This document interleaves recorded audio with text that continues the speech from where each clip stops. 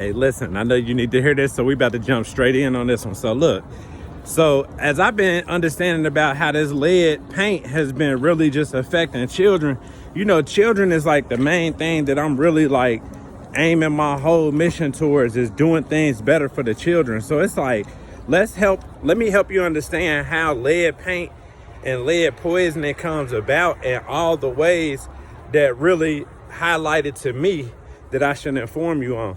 So it's like, boom, when it comes to lead paint, you got to think about how children, when they in the standing phase and they like standing up, first, they like to try to hold on to the ledge. Now, then when you got the ledge, you got paint chips. You know, kids like putting stuff in their mouth. So boom, say if you catch all of that and all that's done been cleaned up, then the next thing you got to think about is the dust particles that comes from the lead. So like every time that you open up that window, every time that you open up the window, it's dust particles being put into the air, which means that once they go into the air, they're going to resolve, they're going to fall, and they're going to go back down to the ground. So boom, when you go to vacuum clean that, then guess what? That puts them particles right back out into the air, which 9 times out of 10, if you have a toddler or anything like that, you putting your toddler into their little crib or something like that, which still gives them access to breathe into them fumes. So it's like, lead paint was ruled out in France in 1940 or 1840. And then it took 100 years for it to be ruled out damn near around here, right? So then the next part of this is this.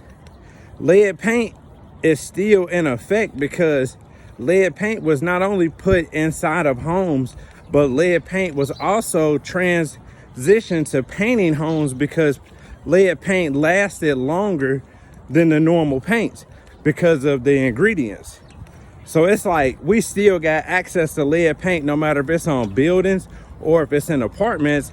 And then the next thing I want to say is like when it comes to like public housing and old historical buildings and apartment buildings and stuff like that, back in the day, they wasn't really thinking about scraping no paint, because as a little boy, I can remember when I used to go and do drywall and steaming places with my stepdad.